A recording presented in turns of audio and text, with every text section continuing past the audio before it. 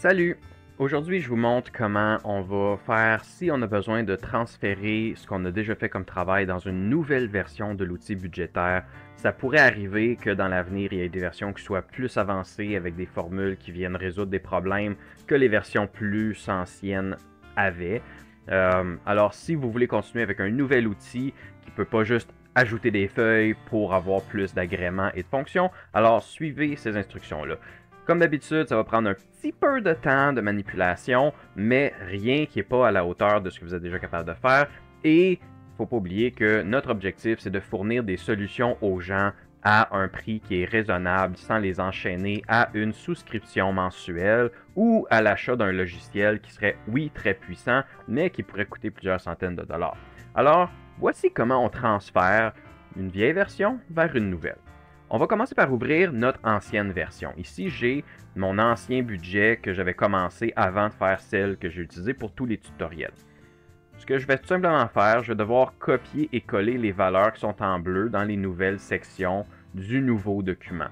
Alors, c'est pas très long à faire, mais c'est juste plate. Alors, je vais commencer avec la feuille config. Tout le reste, ce qu'il y a dans la feuille instruction, tout ça, on n'y touche pas parce qu'on les a déjà fait normalement les instructions.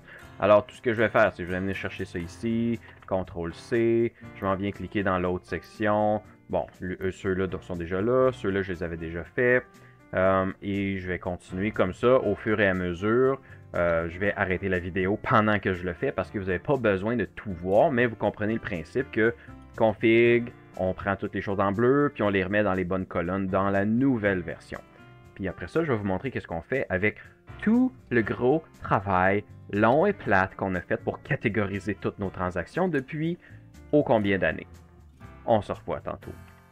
Un point qui est quand même très important à mentionner présentement, parce que ça vient de m'arriver, c'est que dans beaucoup de cas, surtout s'il y a des conditions ou des restrictions de valeur ou de liste, ça va être important de nous assurer de vraiment coller seulement les valeurs. Alors, utilisez CTRL-SHIFT-V parce que sinon, ça pourrait venir associer des mauvaises plages. Je vais vous montrer un exemple. Ici, quand je copie, bon, ça ici, j'aurais pu tout faire le tableau, donc je vais vous le montrer juste pour qu'on prenne les bonnes habitudes. Alors, je sélectionne tout ça, CTRL-C, et je vais de l'autre côté. Et pour que ce soit plus rapide, là, vous vous souvenez, on peut séparer nos deux fenêtres. Moi, j'aime beaucoup travailler. J'ai deux écrans, donc j'aime ça travailler avec une chose de chaque côté. Mais pour ceux qui ont un seul écran, je vous le montre comme ça. Alors, on va pouvoir passer d'une fenêtre à l'autre avec Alt-Tab. Si jamais vous ne savez pas. Puis là, ça s'affiche sur mon autre écran. Mais le Alt-Tab va vous permettre de défiler à travers toutes vos fenêtres qui sont ouvertes sur votre navigateur. Sur votre ordinateur. Donc, à gauche, j'ai ma nouvelle version, puis à droite, j'ai mon ancienne. J'ai fait mon CTRL-C, on le voit avec les petits traits pointillés autour de ma zone. Et je vais venir coller, sélectionner ma première cellule qui correspond à la cellule en haut à gauche de ma zone, et je fais CTRL-SHIFT-V.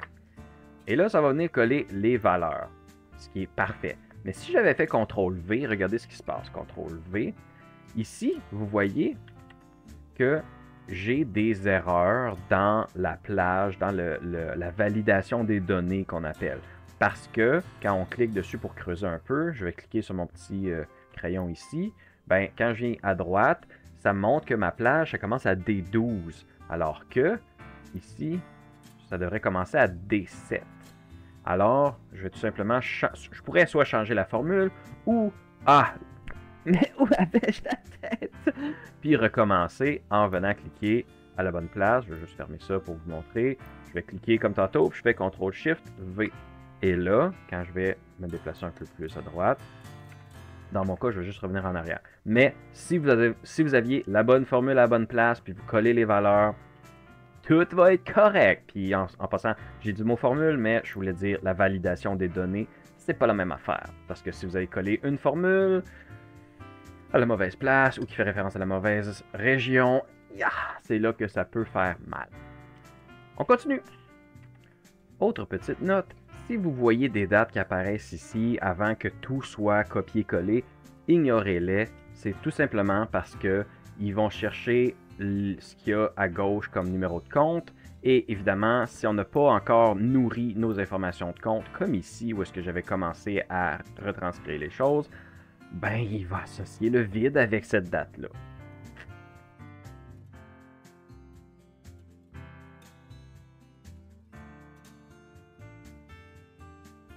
Alors voilà, j'ai fini la feuille config. N'ayez pas peur si jamais il y a des petits avertissements comme ici, j'en avais un là, avec le petit coin rouge. Attendez que ça ait fini de se charger avant de paniquer, puis ensuite paniquer.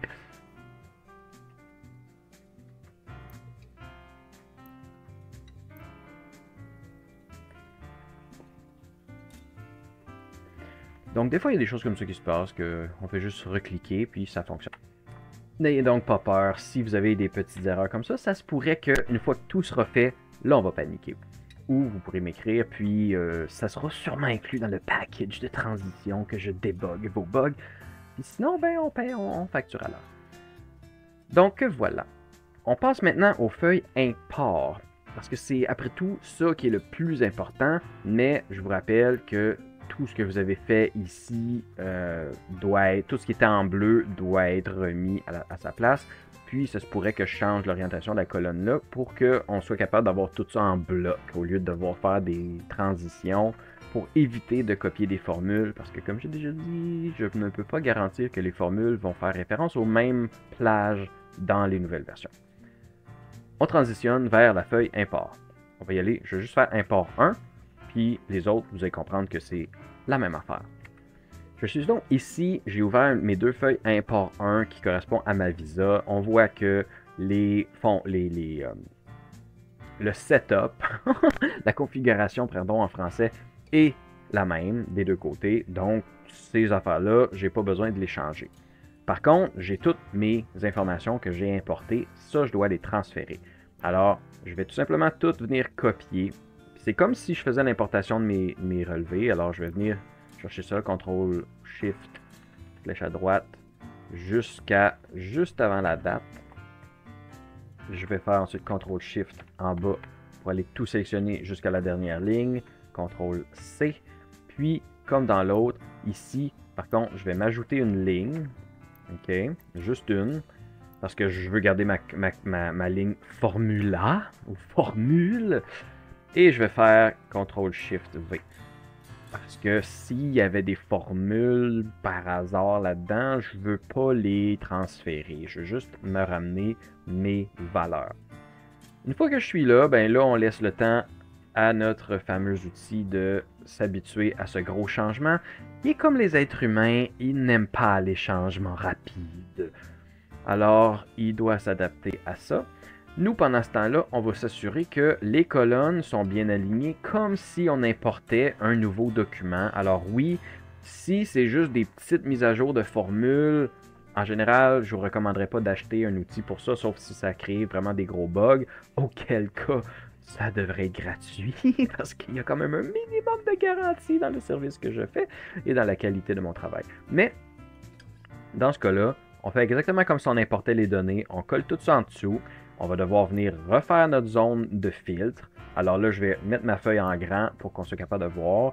Vous vous rappelez, la feuille de filtre, c'est le petit entonnoir. On sélectionne la première colonne en A11, la première colonne avec les titres de colonne. CTRL-SHIFT, flèche à droite jusqu'à l'autre bord, flèche en bas jusqu'en bas. Et on reclique sur notre fameux entonnoir.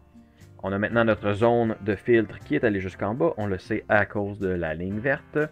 Et ensuite, on peut poursuivre. Ensuite, on va venir copier-coller les formules à partir de la colonne date. Donc, si vous avez suivi, c'est tout ce que j'ai pas collé depuis à partir de l'ancienne version. Alors, je clique dans ma cellule, CTRL-SHIFT, flèche à droite jusqu'au bout. Et ensuite, CTRL-C et CTRL-SHIFT, flèche en bas jusqu'en bas. CTRL-V, parce que là, je veux pas copier les valeurs, je veux copier toute la patente, le formatage inclus. Et voilà le résultat. Donc, là, vous allez dire, Sébastien, mais quelle catastrophe! Faut tout refaire les catégories, puis les étiquettes, puis tout ça. Oui, mais on va aller les chercher de l'autre côté. Parce que si tout est bien qui finit bien, tout devrait être encore aligné aux mêmes endroits. Alors, dans mon fichier original, je vais venir tout simplement vers la droite. Et je vais venir copier-coller mes colonnes de catégorie. Genre ce qui est en bleu, comme tantôt. Alors, je vais sélectionner ma cellule catégorie utilisateur, flèche en bas pour sélectionner la première, CTRL non, CTRL Shift flèche en bas pour tout sélectionner en pétant, CTRL C. Et là, je vais venir faire la même chose de l'autre côté. Je sélectionne le titre de la colonne, flèche en bas pour sélectionner la première colonne et CTRL Shift V pour venir coller les choix. Et là, on peut faire juste des points de correspondance à partir des montants. Donc, si je viens ici et que je viens chercher, par exemple, le montant de 265,59 à la ligne 287, fiez-vous pas trop aux lignes, ça se peut que ça ait changé, mais autour de ça, donc 255, transfert entre les comptes, transfert compte courant, c'est parfait, ça a bien. Puis là, je peux regarder d'autres points. Donc en haut, j'ai un magasinage, parfait. Donc cette zone-là, je sais que c'est bien aligné. Je vais venir plus haut au hasard. J'ai un montant ici de 408,69 à la ligne 122 environ. Donc, tu sais, je vous dis pas de ne pas y aller avec la ligne exactement, mais ça devrait être assez proche. S'il y a eu des ajouts, c'est de quelques lignes. C'est rare que je ferai un gros ajout de plusieurs dizaines de lignes. Alors 409, transfert entre comptes, transfert entre comptes. Bon, tout semble beau à ce niveau. Il va juste rester ensuite à faire la même chose pour les étiquettes puis les notes, parce que tout le reste, ce sont des choses qui se calculent automatiquement. Alors les étiquettes, je fais simplement cliquer dedans. Je vais ensuite CTRL flèche en bas pour sélectionner la première, CTRL Shift flèche en bas jusqu'à la fin, CTRL C, et je fais la même chose ici, CTRL Shift flèche en bas et CTRL Shift V pour copier juste les valeurs. Parce que si je copie, si je fais CTRL V, ça va faire référence à peut-être une autre plage, puis ça va me donner des erreurs de les choix qui sont dans les choix ne sont pas bons parce qu'ils sont pas ils ne constituent pas la plage d'origine. Ou plutôt, on ne les retrouve pas dans la plage d'origine des choix possibles. Alors voilà, on se sauve des problèmes en faisant juste copier les valeurs. Et finalement, les notes, je ne sais même pas si j'en ai. Ok, oui, j'en ai. Donc dans ce cas-ci, on fait la même chose. Je garde le doigt enfoncé jusqu'en bas, CTRL C, et je fais ici la même chose, CTRL Shift V. Voilà! Fait que c'est fini pour le compte Visa. On va faire tous les autres comptes de la même manière et ne pas oublier les zones en haut. Donc j'en avais fait un. En fait, j'en avais pas fait un, c'était dans les exemples que je faisais. Alors ici, mes choses qui sont en bleu, je viens les coller, CTRL Shift V. Puis, je suis patient. J'attends que les choses viennent se calculer par eux-mêmes. Mais si on a bien fait ça, tout devrait être tigidou. Je vous laisse là-dessus. Je vous laisse continuer par vous-même les autres comptes import, les autres feuilles import. Une fois que tout est fini, normalement, ça devrait être juste fini. Mais ça se pourrait que les rapports doivent être mis à jour dans la feuille sommaire des tableaux croisés dynamiques. Comme on peut voir ici, il n'y a plus grand-chose. Mais pour savoir si, pour revenir à la source du problème, disons, je vais voir dans ma feuille de détail et ici, je vois que, bon, au moins j'ai mes visas et que mon sommaire est probablement simplement, je veux dire, stallé parce qu'il y a eu trop de changements, puis que les données sont parties, puis que là, il y en a d'autres qui sont revenus. Alors, j'aurais tout simplement besoin de revenir ici, puis de refaire mes éléments que je veux voir, tout simplement. Alors, c'est sûr que c'est pas l'idéal, contrairement à un software qui ferait sa mise à jour tout seul, puis que, tout est neuf, puis on a résolu des bugs que vous saviez même pas que ça existait. Mais n'oubliez pas que nous, on essaie de développer des outils qui sont flexibles, pratiques, que n'importe qui pourrait adapter à ses besoins, et que on veut évidemment pas que l'argent soit un problème pour les gens qu'on veut aider. Alors, c'est la meilleure solution qu'on a trouvée. Merci de vos encouragements, merci de nous suivre, merci de liker toutes les vidéos que vous voyez qui ont le mot évolution héroïque dessus. Et évidemment, commentez pour nous dire qu'est-ce qu'on aurait pu faire de mieux. Et on vous dit à la prochaine. Bye!